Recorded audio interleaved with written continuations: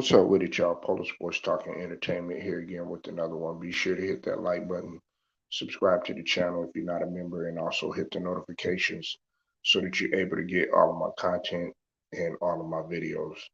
Now, among many games that's happening this weekend, this was by far one of the most underrated and slept on anticipated games because it was a tale of a couple of things.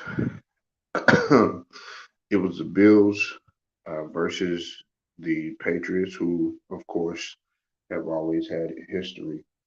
One of the biggest things or tells from this game was the two quarterbacks, of course. When you talk about Josh Allen and and a historic game in which I'm going to talk about in a little bit, in which he's having as well as a historic season too as well, and also Mac Jones, who has came in and pretty much uh, hit the ground running as a rookie. Okay. Then also, what's also important is that these two teams have the top two defenses in the league. The Buffalo Bills come in at number one, and then the Patriots come in at number two. They have finished the season. Then, of course, followed by the Dallas Cowboys, which they're ranked number three. Also, the weather. Not it hasn't been the coldest game, but it was rather cold yesterday, and it was going to affect the game in a mighty way. Being that it was it kind of shifted a little bit. Uh, the It was 7-degree weather with a -6 wind chill. Uh, and it was toggling. Sometimes it would be six, or sometimes it would be seven. I think the coldest that it has been to my knowledge. I think it was a game in which the Patriots played, and it was in even lower than that, and the wind chill was even lower than that. But um, let's get right to the game. Josh Allen showed yesterday that he clearly was more savvy, more established in this league than Matt Jones, as the Bills came in and just completely dominated from the get, uh, 47-17.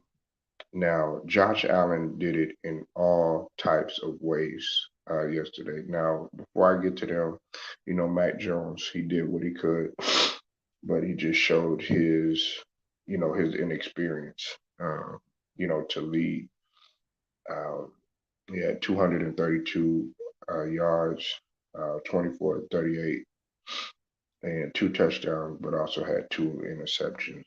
Doing what he could. I mean, I'll be sitting up here saying that Mac Jones didn't show heart throughout the games, but clearly it was Josh Allen that played a damn near perfect game.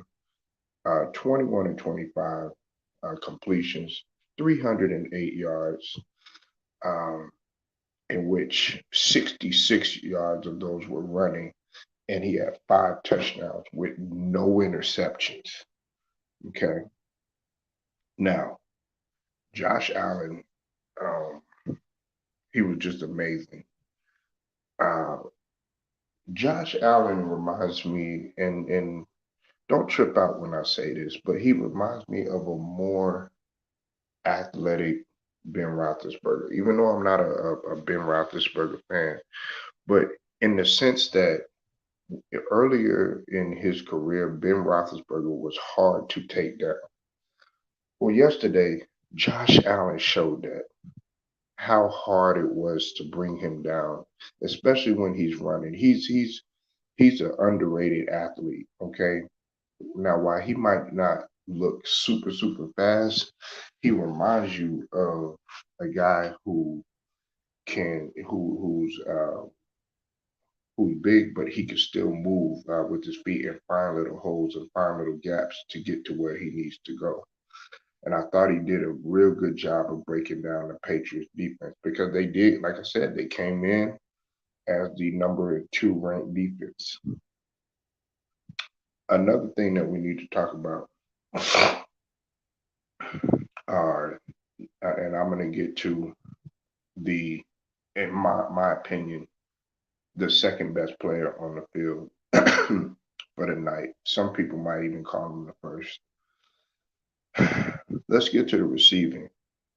Awesome job by the tight ends and the receiving core. Knox was a beast. 5 receptions for 89 yards, 2 touchdowns. Uh, Davis had 2 receptions with 41. And who would have thought? Everybody doubted him, even though he's an elder statesman. Emmanuel Sanders came in even getting a touchdown for 36 yards, man. I was so happy to see that because everybody just doubts Emmanuel Sanders like he hasn't done anything for the game or something like that. But Emmanuel Sanders is clearly can still play this game, okay? But the guy, to me, that was the heart, the engine, the blood rushing, the brain, the everything that pretty much the conveyor belt, so to speak, uh, the drum line was Devin Singletary. Monster game. Okay, so what? He only had a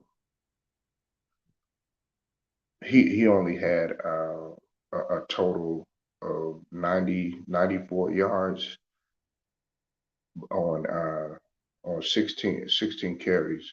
13 of those were, 13 of the yards were reception. Okay, had 2 touchdowns.